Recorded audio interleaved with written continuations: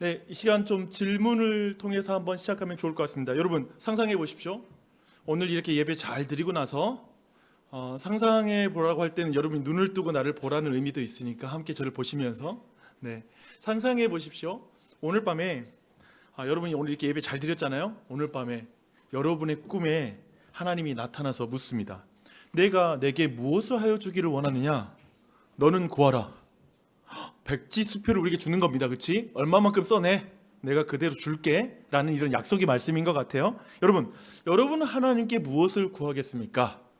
이렇게 질문하면서 우리 초등부 한길이는 뭐 구하겠어? 오늘 저녁에 하나님이 나타났어. 너에게 뭘 해줄까? 하면 우리 한길이는 뭘 구할까?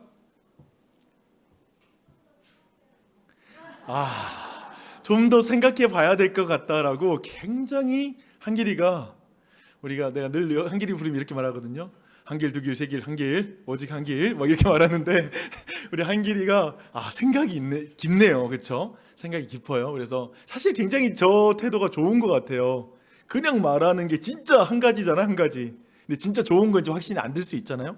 어떤 의미에서 이 자리에 있는 초등부 친구들은 이럴 것 같아요. 현실적인 고민, 친구 관계, 한편에 공부에 대한 나의 바람, 그리고 공부와 게임의 균형의 삶, 뭐 이런 것들 그런 것들을 구할 것 같습니다. 친구들이 나 좋아하게 해주세요. 혼자 있는 시간이 많아지게 해주세요. 내가 원하는 그런 전자기기를 하나 주세요. 뭐 이런 기도를 할 수 있을 것 같습니다. 이 자리에 청소년들 굉장히 많은데요. 우리 청소년들 중에서 지금 대표 선수 한 명을 내가 찾아야 할 것 같은데 다 제 눈을 피하고 있어요. 그렇죠? 우리 청소년들 중에 한 명, 지금 하나님께서 오늘 저녁에 뭘 줄까 하면 뭘 구하겠습니까? 우리 이러면 제이 어디 있어?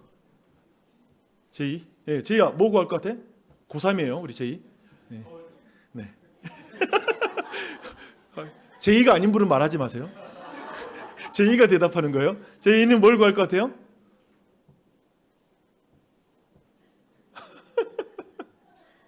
여자친구는 알겠고 다른 거. 네. 제이가 뭘 구할 것 같아? 지혜. 정말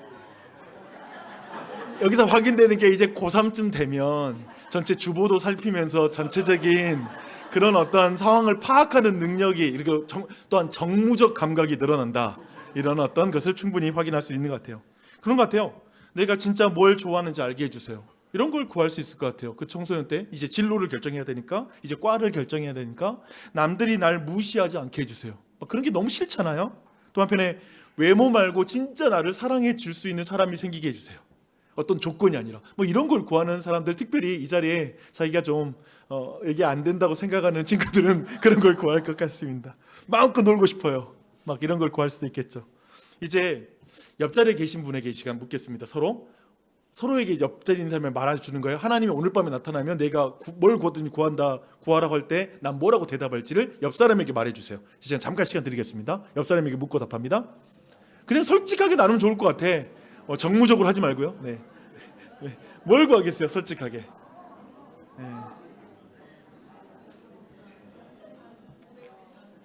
네.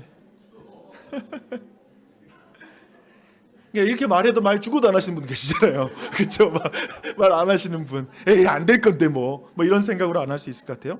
이제 저를 주목해 주십시오.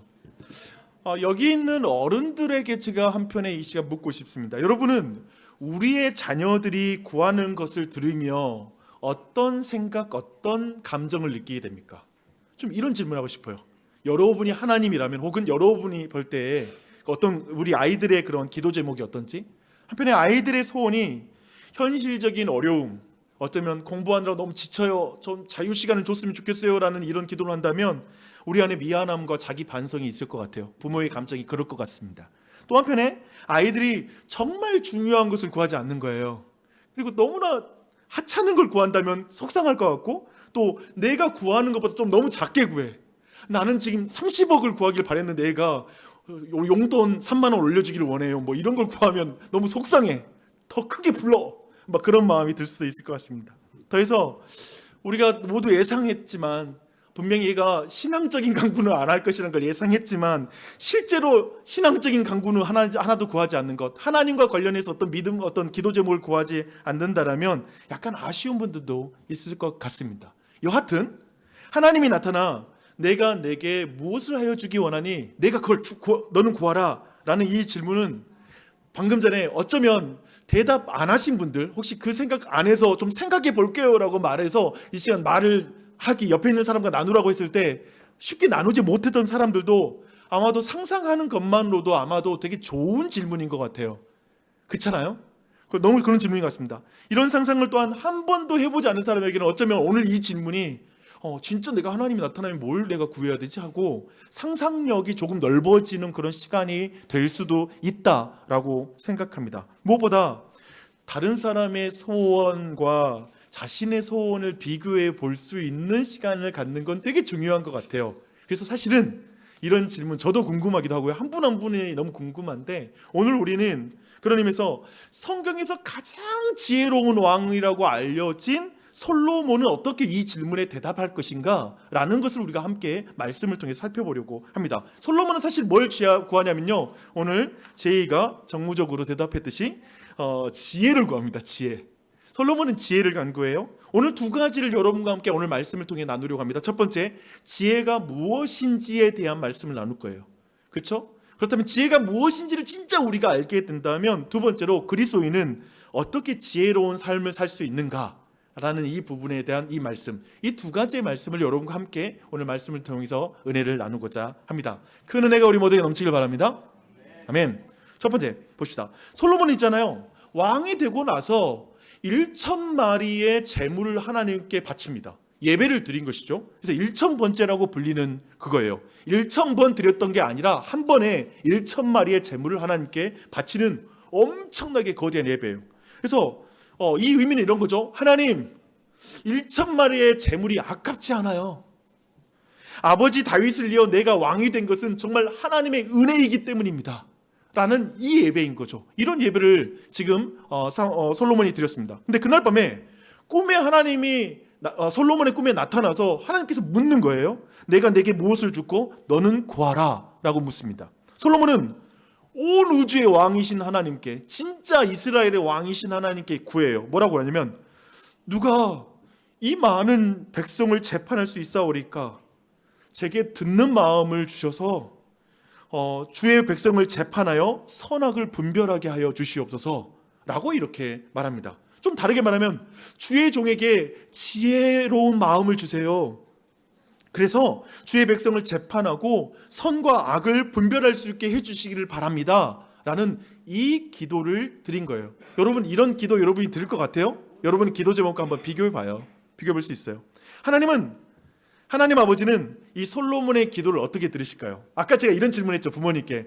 부모님으로서 자녀들, 이제 인생을 시작하고 어리고 아직 미성숙한 아이들의 기도 제목이 못마땅할 수 있잖아요. 우리 볼 때, 우리 수준에 볼 때에도 한 40년 50년 오래 산, 아니면 20년 30년 오래 산 우리 주변에 볼 때 아이들의 기도가 너무나 부족해 보일 수 있잖아요. 근데 하나님이 보실 때 솔로몬의 기도는 어떻게 들렸을까라는 것이죠. 10절을 보니까 하나님의 마음이 이렇게 나와요. 솔로몬이 이것을 구하매 그 말씀이 주의 마음에 든지라. 지금 이 말이 뭐예요? 이건 하나님의 마음을 저격하는 기도였어요. 하나님의 마음에 쏙 드는, 하나님의 마음에 정말 합당한 그런 기도를 드렸다라고 하니까 지금 굉장한 기도를 한 거예요. 그렇죠? 그러니까 지혜를 구한다라는 것은 굉장히 중요한 거야. 지혜를 구한다는 건 너무나 중요하고 아주 이 기도는 정말 의미가 있는 거예요. 표정들은 지금 지혜가 뭔지 모르기 때문에 굉장히 얼굴이 좀 떨떠름한 표정인데 한번 들어보세요. 제가 이 솔로몬의 이 지혜, 솔로몬이 구했던 이 지혜를 정확히 이해하려면 좀 더 우리가 에덴 동산으로 거슬러 올라가 한 이야기로 들어가서 이걸 좀 이해할 필요가 있습니다. 여러분, 에덴 동산 있잖아요. 에덴 동산에는 만물의 왕과 여왕이 살고 있었습니다. 하나님은 아담과 하와를 만들어서요, 하나님을 대신해서 모든 만물을 다스리라 라고 명령을 했으니까 아담과 하와는 인류 최초의 왕과 여왕이에요. 그런 위치로서 지금 에덴 동산에 있어요. 근데 만물의 왕과 여왕으로서 지금 그 모든 걸 다스리려면 필요한 게 뭐겠어요? 그걸 필요한 게 뭐냐면 지혜입니다. 따라하겠습니다. 지혜. 근데 지혜란 그래서 뭐냐면 하나님과 그리고 사람 그리고 모든 피조물과 바른 관계를 맺기 위해 필요한 그것이 지혜예요. 바른 관계를 맺는 거. 항상 지혜는 관계적으로 여러분이 이해해야 돼요. 그러니까 여러분이 똑똑해지는 게 아니라 바른 관계를 맺게 하는 그런 것이에요. 근데 하나님은 그들에게 지혜를 얻는 두 가지의 선택지를 주고 그리고 나서 그 결과를 말해줘요. 두 가지 선택지가 있어요. 여러분, 지혜와 관련돼서 두 가지 선택지가 있고 결과가 있다는 거예요. 그것을 이렇게 말하고 있습니다. 동산에 있는 모든 나무의 열매는 네가 먹고 싶은 대로 먹어라. 그러나 선과 악을 알게 하는 나무의 열매는 먹어서는 안 된다. 그것을 먹는 날에는 너는 반드시 죽을 것이다 라고 말합니다. 그러니까 지금 뭐야 봐요? 지금 지혜를 얻는 두 가지 선택지와 결과는 뭐냐면 하나님이 지혜의 근원이라고 믿고 순종하면 생명을 얻게 되고요. 생명이라는 결과를 얻게 되고 자신을 스스로 지혜롭다고 여기면 죽음이라는 결과를 얻게 된다라는 게 이 지혜와 관련된 설명이에요. 그렇죠? 이거예요. 근데 마귀가 있잖아요. 뱀의 모습을 하고 이제 그에게 다가와서 후자를 선택하게 합니다. 즉 네 스스로가 지혜롭고 지혜의 근원이고 라고 이렇게 속이는 거죠. 저 나무의 열매를 먹으면 너희의 눈이 밝아지고 하나님처럼 되어서 선과 악을 알게 될 거야. 지금 오늘 말씀에 나온 모든 게 다 나와요. 지금 선과 악을 알게 될 거야. 이 말을 듣고 첫 번째 왕과 여왕은 이제 나무를 딱 보니까 이제 그 열매가 완전히 다르게 보여요. 너무 새롭게 보이는 거예요. 그래서 그 열매를 성경은 뭐라고 표현하냐면 이때 표현을 지혜롭게 할 만큼 탄스럽다. 그 나무 열매가 나를 지혜롭게 한다는 거야. 그 전에 뭐죠? 하나님이 나를 지혜롭게 하는데 하나님으로부터 내가 지혜롭게 되는 그 선택지가 우리에게 생명을 주는데 이제는 이 나무에서 나오는 열매에서 나오는 것이 너를 지혜롭게 만들고 너에게 생명을 줄 거야 라고 이렇게 속이는 거예요. 하나님의 말씀을 지혜로 믿고 따르지 않고 인간은 마귀의 말을 따라 스스로 지혜롭다고 여기고 선악과를 먹습니다. 이것이 뭐냐면 첫 번째 왕과 여왕이 하나님께 반역을 일으킨 거예요. 쿠데타를 일으킨 거예요. 이게 죄예요. 하나님께 쿠데타를 일으키는 거. 이 지혜와 관련된 중요한 그 사건이었어요. 바보같이 하나님이 아니라 저 나무 열매에 나를 지혜롭게 할 능력이 있다고 이렇게 생각한 것이죠. 이게 최초의 범죄예요. 근데 그러자 순식간에 어떤 일이 벌어지냐면 두 남녀 사이의 관계가 완전히 깨집니다. 그리고 하나님과 그리고 서로 이제는 자기 몸을 숨겨요. 이제 서로를 두려워하는 거예요. 서로가 서로에게 자신의 약점을 들키고 싶지 않을 정도로 수치스러움을 느끼는 거예요. 그들의 선택이 분열과 죽음이라는 결과를 초래한 거예요. 이제 죽음이라는 그 결과, 분열을 사람이 나누어지는 일이 벌어졌어요. 근데 인류 최초의 이 왕과 이 여왕의 반역 이후에 사람들은 그 이후에 계속해서 반역의 길을 걷습니다. 내가 지혜의 근본이야. 내가 선악을 규정해. 나한테 좋은 게 선이고 나쁜 게 악이야 라는 식으로 자기가 선악의 기준이 되어서 그게 지혜로운 것처럼 사람들은 살아가고 있습니다. 사람들의 선택을 그래서 사도 바울이 로마서 1장에서 뭐라고 평가하냐면 들어보세요. 이렇게 평가해요. 사람들은 스스로 지혜 있다라고 주장하지만 실상은 어리석은 사람들이다. 이렇게 말해요. 성경이 이렇게 말해요. 그러니까 여러분 보세요. 지금 우리는 이 이야기를 통해서 왜 하나님이 솔로몬의 기도를 진짜 마음에 들어있는지 그 이유를 알 수 있어요. 뭐냐면 제가 솔로몬의 기도를 다시 한번 이 앞에 있는 방금 전에 봤던 이야기와 엮어서 솔로몬의 기도의 의미를 한번 여러분께 들려드릴게요. 한번 이렇게 기도한 거예요. 왜 하나님의 마음에 쏙 들었는지 한번 생각해 보세요. 이스라엘의 진정한 왕이신 하나님, 저는 말하는 자가 아니라 듣는 자입니다. 하나님의 말씀만이 선악의 기준입니다. 저는 그 말씀을 따라 선악을 분별하는 자일 뿐입니다. 그러니 저는 말하고 싶은 마음을 이제 내려놓고 듣는 마음을 구합니다. 오 이스라엘의 왕이시여, 스스로 선악의 기준이 되어서 분열되고 서로 다투고 있는 이 나라의 이 백성에게 하나님의 통치가 저를 통해 임하기를 원합니다. 그러므로 제게 지혜를 주십시오. 지금 이 기도를 드린 거죠. 그렇죠? 이 기도를 드린 거예요. 여러분, 왜 하나님에게 지금 솔로몬의 기도가 왜 하나님의 마음에 쏙 들었는지 이해가 되시죠? 그렇죠? 뭐냐면 솔로몬은 아담과 하와의 실패를 뒤엎어버린 거예요. 완전히 엎어버리는 기도를 지금 하고 있는 거예요. 그렇죠? 그래서 너무나 기쁜 하나님이 그래서 계속해서 이런 맥락의 말씀을 하세요. 내가 지금 구한 게 뭔 줄 아니? 아마 하나님의 얼굴이 이렇게 환하게 웃으실 것 같아요. 너무 기쁘셔가지고 막 신나서 솔로몬에게 지금 네가 지금 기도했던 그 기도의 의미가 뭔지 알아? 이 땅의 왕들은 백성이 아니라 자기를 위하여 오래 살게 해달라고 구하지. 하지만 너는 장수를 구하지 않는구나. 다른 왕들은 자기 권력을 자랑할 수 있는 돈을 구하지만 너는 아니구나. 모든 군왕들은 정치적 정적과 대적의 생명을 빨리 죽여달라고 그렇게 구하나 너는 그것을 구하지 않는구나. 너는 너를 위해서 아무것도 구하지 않고 오히려 백성을 위해서 구하는구나. 백성을 위해서 지혜를 구하는구나. 너는 너를 위해서 아무것도 구하지 않고 또 한편에 너는 오직 나를 위해서 지혜를 구하고 있구나. 모든 다툼과 갈등이 있는 곳에 나의 사랑과 의로운 통치가 임하도록 말씀을 적용하는 기도를 적용할 수 있는 지혜를 달라고 구하고 있구나 라고 지금 이렇게 하나님이 그 뒤로 하신 말씀이 이 말씀이에요. 너무 신이 나신 거예요. 여러분 이런 기도해 보셨어요? 지혜란 무엇입니까? 그래서 여러분 지혜를 정의해 보게요. 지혜를 정의해 봅시다. 지혜는 모든 다툼과 갈등이 있는 곳에, 즉 관계가 깨진 곳에, 바른 관계가 아니라 틀린 관계가 있는 곳에 하나님의 사랑과 의의 통치가 임하도록 말씀을 적용하는 능력이에요. 이게 지혜예요. 여러분 이 지혜를 구하세요.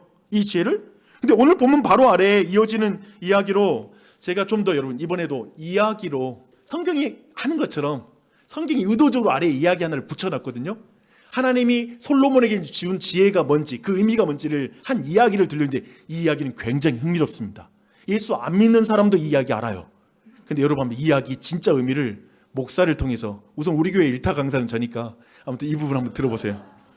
어느 날 두 여인이 솔로몬 왕 앞에 섭니다. 둘 다 같은 집에 살고 있고요. 둘 다 같은 시기에 아이를 낳았어요.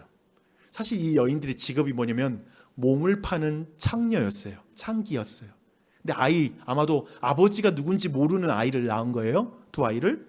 근데 하지만 한 아이는 죽고 다른 아이는 살아 있었습니다.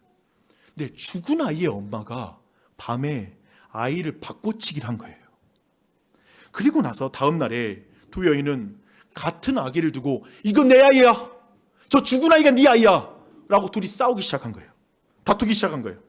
그리고 솔로몬 앞에, 그런 의미에서 지금 솔로몬 앞에 나와서 이들은 단순한 양육권 분쟁이 아니라 지금 증인도 없어요. 그들 사이에 그 아이가 누구의 아이인지 증인도 없고 증거도 없고 그저 감정과 거짓이 뒤섞인 극단적인 갈등의 현장인 거예요. 지금 두 사람이 엄청난 갈등이 있는 그 상황인 거예요. 아까 말한 대로 모든 관계가 깨진 거야. 깨져서 죽어가고 있고 난리가 난 거예요. 근데 이곳은 어떤 의미에서 이렇게 표현할 수 있을 것 같아요. 인간의 지혜로 도저히 해결할 수 없는 막다른 그 골목에 이른 거예요. 누구도 이걸 알 수가 없는 거지. 제대로 판결할 수가 없는 거예요. 사람들은 모두 숨죽이면서 이제 솔로몬의 판결을 주목합니다. 기다립니다. 그때 솔로몬이 칼을 가져오라 라고 명령합니다. 그리고 아기를 둘로 나누어라. 반은 이 여인에게, 반은 저 여인에게 줘 라고 이렇게 명령을 합니다. 순간 어떻게 될까요? 모두가 두 단어, 두 글자, 멘붕 따라합니다. 멘붕. 네. 멘붕이죠, 그렇죠? 멘붕이에요. 분명히 거짓말이 있는 사람이 반드시 있잖아요, 그렇죠? 거짓말이 있는 사람이 반드시 있는데 이 상황에서 기계적인 중립은 엄청난 불이익이고 폭력일 뿐이죠, 그렇죠? 피해자가 있는 상황에서, 이건 가해자와 피해자가 명백히 있는 상황에서 이거 기계적 중립을 취한다는 건 말도 안 되는 거예요. 공정한 것이 아니죠. 그러나 그 말이 끝나자마자 사실상 진짜가 드러나요. 진짜 어머니는 아이의 생명을 살리기 위해 포기할 준비가 되어 있었던 거예요. 바로 말해요. 아니요, 아이를 죽이지 마세요. 죽이지 마세요. 그 칼 거두세요. 그리고 거짓 어머니는 아이가 죽어도 상관없습니다. 그렇게 합시다. 그냥 반씩 나눕시다. 그럽니다. 바로 그 순간에 생명을 살리는 사랑이 진짜라는 게 드러나죠. 그래서 솔로몬은 그래서 선언합니다. 아기를 죽이지 말라.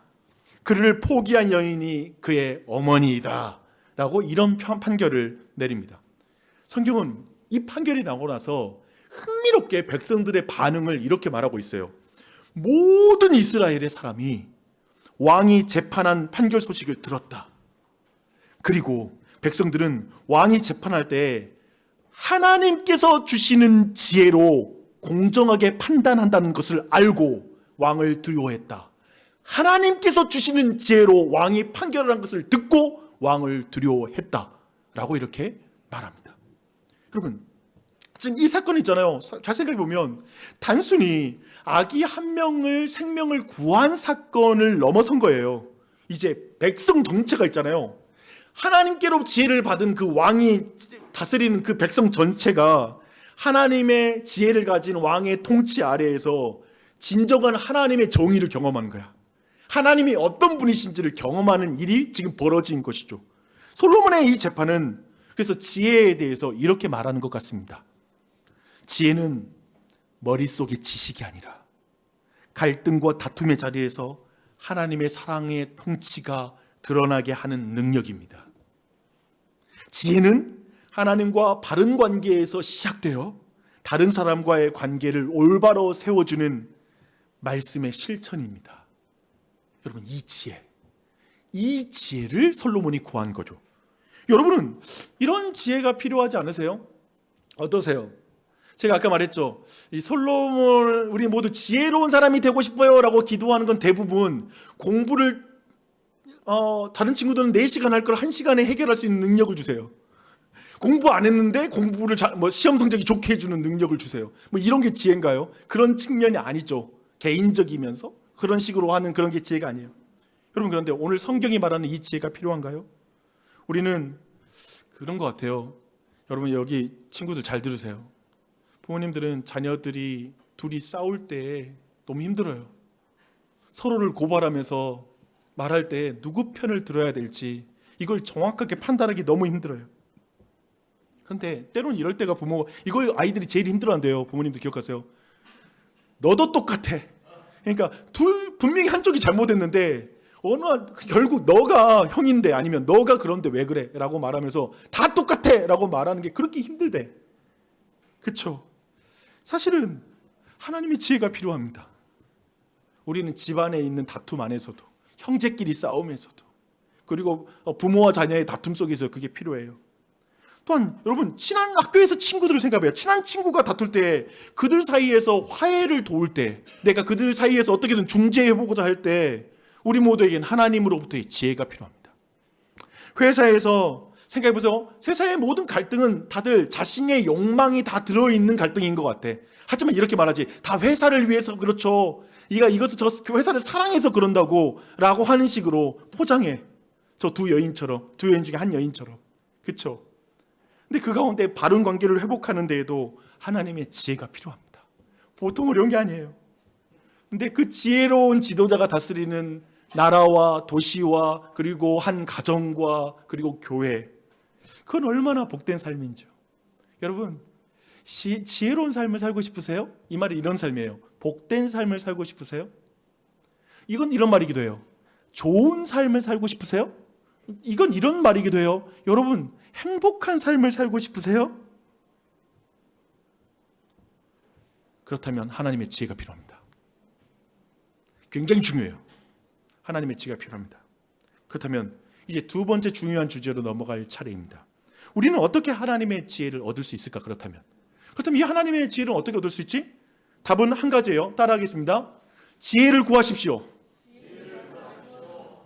여러분, 하나님의 지혜잖아요. 내 거 아니에요.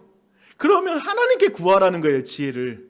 오늘 말씀처럼 지혜는 하나님께 구하여 얻는 것입니다. 12절 보면 하나님이 솔로몬에게 말씀하십니다. 내가 내 말대로 하여, 내가 기도한 대로 하여 내게 지혜롭고 총명한 마음을 주노니 라고 말씀하고 있습니다. 그러니까 기도하면 응답하는 거예요. 지혜는 하나님께 구하는 자에게 주시는 것입니다.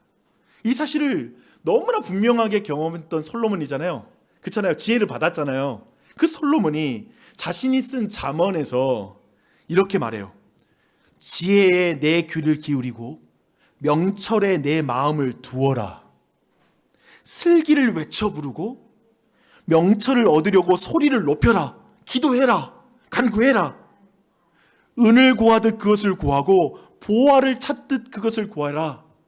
직장에서 더 월급 받기 위해, 승진하기 위해, 여러분들이 좋은 학교 가기 위해서 더 힘쓰기 위해 구하는 것, 부지런히 사는 것 이상으로 은금과 보화를 찾듯이 지혜를 찾아라. 그렇게 하면 너는 주님을 경외하는 길을 깨달을 것이며 하나님을 아는 지식을 터득할 것이다. 주님께서 지혜를 주시고 주님께서 친히 지식과 명철을 주시기 때문이다. 하나님이 지혜를 주신다는 거예요. 구하면. 이렇게 약속하고 있어요.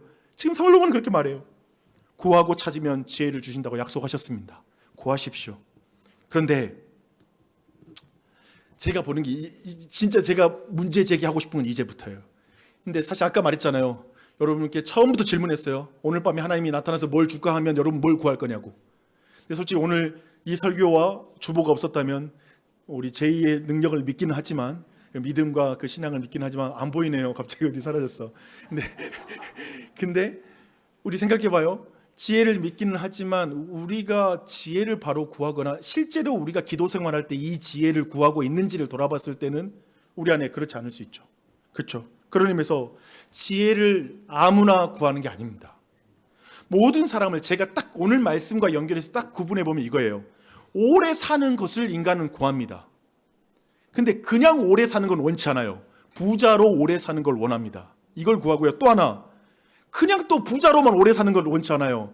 껄끄러운 사람 없이 평안히 관계 좋게 오래 살고 싶어요. 그러니까 이 세 가지 구한다고요.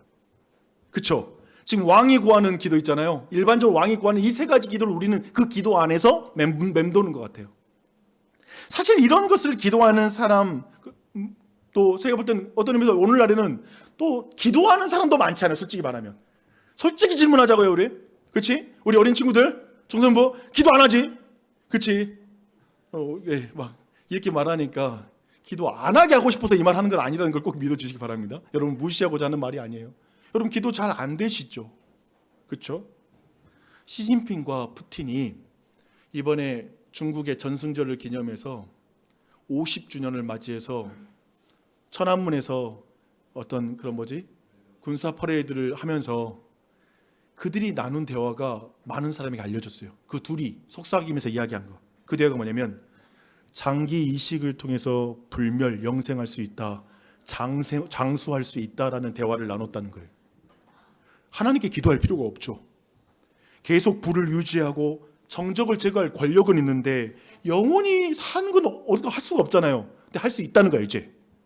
이제 과학의 발전으로 장기 이식해가지고 우리가 계속 살 수 있다라고 서로 대화를 나누는 거예요. 우리 계속 집권해서 우리 같이 한번 독재자의 길을 같이 걷자라고 그렇게 말하는 것이죠. 그들은 기도하지 않습니다.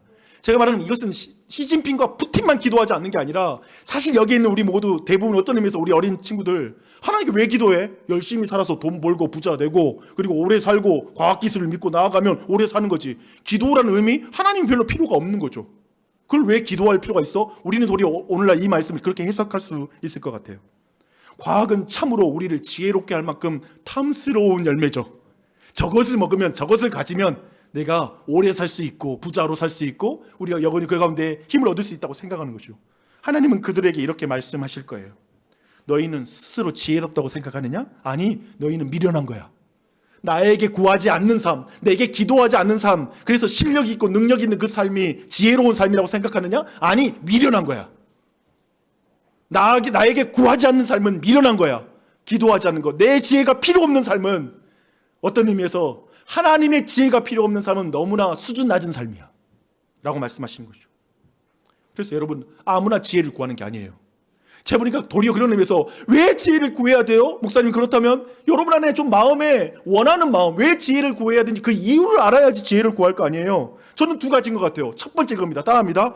분명한 정체성을 가질 때 지혜를 구한다. 따라합니다. 분명한 정체성을 가질 때 지혜를 구한다.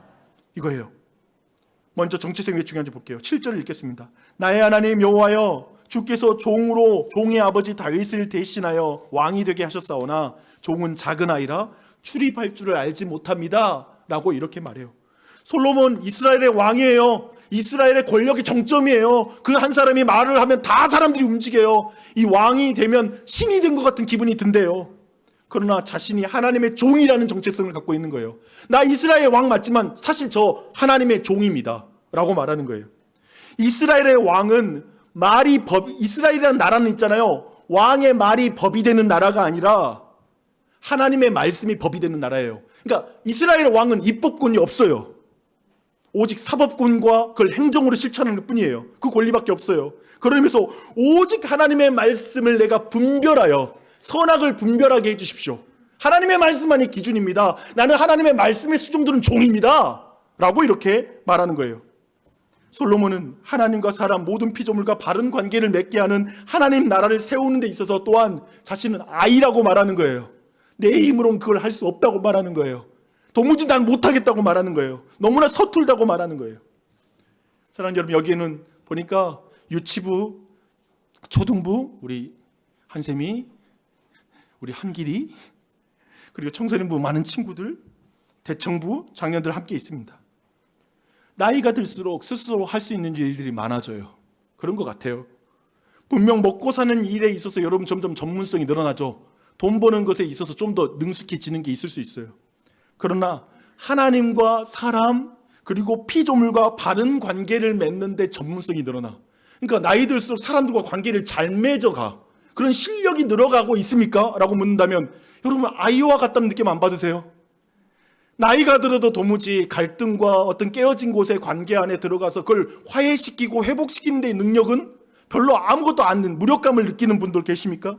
자신이 있는 곳에 하나님의 나라가 임하게 하는 데는 실력이 없어. 내 가정 좋은 집에 들어가게 이제 아파트 평수 늘려가는 데는 좀 실력이 늘었는데 돈 어떻게 버는 줄 알겠는데 하나님의 집을 짓는 것에는 내 실력이 없어 라는 걸 느끼시는 분 계세요? 시간이 들수록 아이가 되는 것 같아요. 자기가 아이라고 느끼는 거예요. 이건 다른 종류라는 거예요. 하나님 나라를 세우고 하나님의 관계를 만드는 건 내 능력에 달려있지 않다는 거예요. 원래부터 아이고 하나님의 지혜가 필요하다는 것이죠. 우리가 하나님의 종이며 하나님 앞에서 아이라는 정체성을 가질 때에만 우리는 기도합니다. 하나님 지혜를 주세요. 난 아이예요. 나는 하나님의 종이에요 라고 구하게 된다는 것이죠. 이 정체성을 갖는 여러분이 되시길 바랍니다. 두 번째, 따라합니다. 분명한 사명. 분명한 사명을 내가 살아서 여러분 좌우명이라는 게 있죠. 내 인생의 좌우명, 내 삶의 의미, 내 삶의 목적, 이거 있어야 돼. 우리 청소년들 삶의 목적 있어요? 내가 왜 사는지? 목사님 있어요. 그 사명이 분명해야 돼요. 8절과 9절을 함께 읽겠습니다. 이렇게 말해요. 주께서 택하신 백성 가운데 있나이다. 그들은 큰 백성이라 수요가 많고 셀 수도 없고 기록할 수도 없나이다. 누가 주의 이 많은 백성을 재판할 수 있사오리까? 듣는 마음을 종에게 주사 주의 백성을 재판하여 선악을 분별하게 하여 주시옵소서. 솔로몬이 있잖아요. 솔로몬의 사명은 특별히 뭐냐면 하나님의 백성을 다스리는 거잖아요. 근데 특별히 솔로몬이 있잖아요. 주께서 택하신 백성이라고 불러요. 주님의 백성이라고 불러요. 내 백성이 아니야. 내 거 아니야. 하나님 거야. 하나님의 일이야. 그들 중에 지극히 작은 자 하나에게 하나님의 사랑과 의의 통치가 임하게 해야 된다고 믿는 거예요. 그러니까 그게 자신의 사명이거든. 왕으로서. 그러니까 창기에, 그러니까 창녀 둘의 소송까지 받아들여. 이해돼요? 옛날 같은 시대에 창기의 말을 누가 들어줘? 왕이. 뼈저리 가. 하찮은 것들. 어디서 너희들 문제, 너희들끼리. 아니, 하나님의 나라에서는 심지어 하나님의 뜻을 반하여서 죄를 짓는 죄인들의 인권도 지키는 거야. 그들의 모든 것들 가져 세심하게 보살피는 그게 자신의 사명인 거야. 하나님의 의로운 통치가 임하게 하는 거예요. 한마디로 이 안에 우리가 한마디로 볼 건 뭐냐면 한마디로 하나님의 백성을 소중히 여겨요. 그래서 사명을 가진 사람들은 하나님의 백성을 소중히 여기는 거야. 그때의 지혜를 구하는 거예요. 놀랍죠? 지혜는 내가 성공하고 내 인생을 사랑하고 내가 잘 되고 싶고 내 자식 잘 되고 하고 싶고 성공하게 하기 위해서 지혜를 구하는 게 아니라 하나님의 뜻이 저 사람에게 임하고 하나님과 관계가 회복되게 하고 온전한 관계가 되게 하기 위해서 저 사람들이 소중하고 아무리 주변의 친구들이 악하더라도 그 친구를 소중히 여기고 그 친구가 하나님과의 관계가 회복되도록 지혜를 구하는 거예요. 그때 구하는 것입니다. 주변에 있는 사람들 한번 봐보세요. 옆에 있는 사람. 소중하세요? 진짜 소중하다, 이 사람. 제가 보는 이 나라의 문제, 그런 말 하잖아요. 서울대 법대를 내란 화가라고 부르기도 하는데, 서울대 법대가 사회적으로 문제를 일으키는 문제, 이런 거 말하면서 굉장히 심각하게 보는데, 지식을 굉장히 많이 갖고 있고 정말 성공 많이 하는 사람들 있잖아요. 그리고 기독교인들이 굉장히 국회의원 중에 많아요. 근데 제가 느끼는 건 뭐냐면 지혜는 없어 보일 때가 있어요. 지식은 많고 그들의 어떤 지위는 높아. 그리고 우리가 기도하는 기도 제목들이 그런 것들이에요. 어떤 지위에 오르게 해주세요. 어떤 대학교에 가게 해주세요. 전부 다 지위야, 지식이야. 근데 지혜가 없다 보니까 백성들을 소중히 여기지 않는 거예요. 그래서 요즘 우리말을 그런 말 하죠. 백성을 개, 돼지로 하나. 그 말 자체는 뭐냐면 근본적으로 지혜롭지 않다는 거예요. 솔로몬은 백성을 소중히 여기는 거예요. 백성을 귀하게 여길 때 그때 지혜를 구하는 거라고요.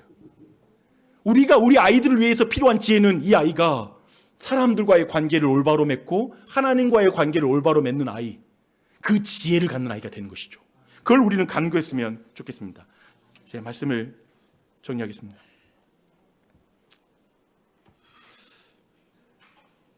성경은 이렇게 우리를 말하는 것 같아요. 저는 오늘 이제 솔로몬이 주인공이기도 하잖아요, 하나의. 근데 성경에서는 사실 우리를 이렇게 말합니다. 오직 너희는 택하신 족속이요, 왕 같은 제사장들이요, 거룩한 나라요, 그의 소유된 백성이다. 사실 우리를 왕이라고 불러요. 너희들 모두 왕이야.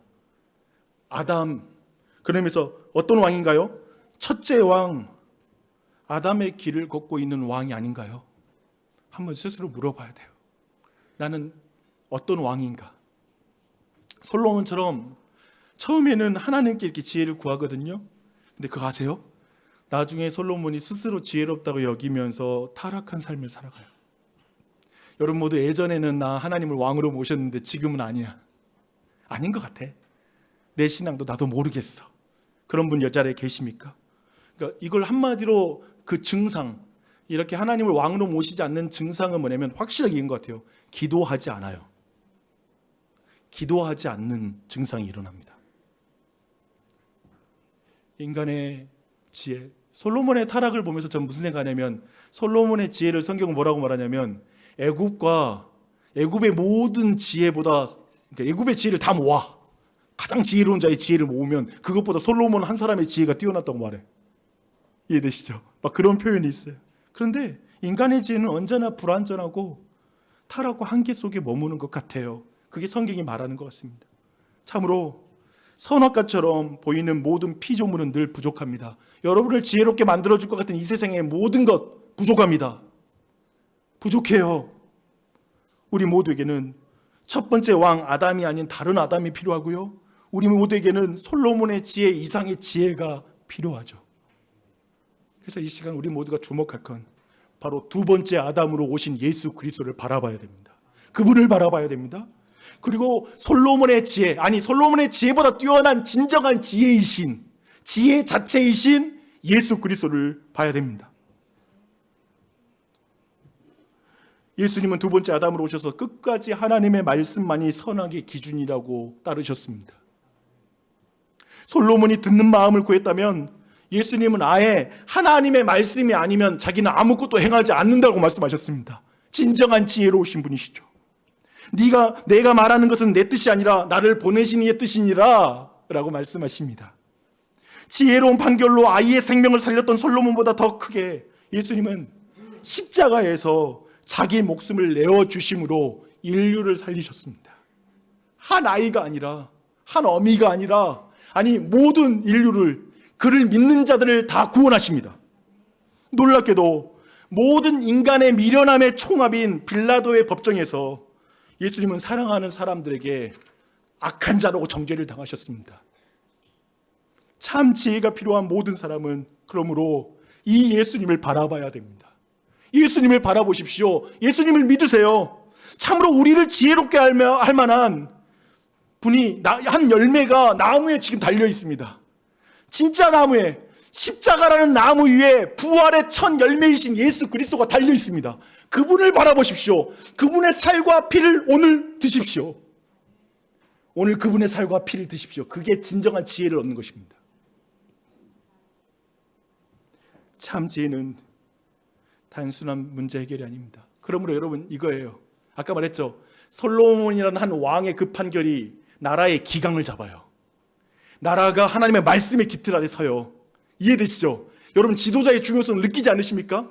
그렇다면 우리는 이 예수 그리스도, 진정한 온 우주의 왕이신 십자가에 달리신 예수 그리스도를 바라봄으로 우리의 인생의 삶이 어떻게 살아가야 될지에 대한 방향을 잡는 거죠. 참 지혜는 단순한 문제 해결이 아니라 죄와 죽음의 그 갈등의 한복판에서 생명을 살리고 하나님 나라를 세우는 능력입니다. 이 지혜를 받으시길 바랍니다. 아멘. 그 지혜는 예수님 안에서 완성되었고 이제 성령을 통해서 교회에 주어진 줄 믿습니다.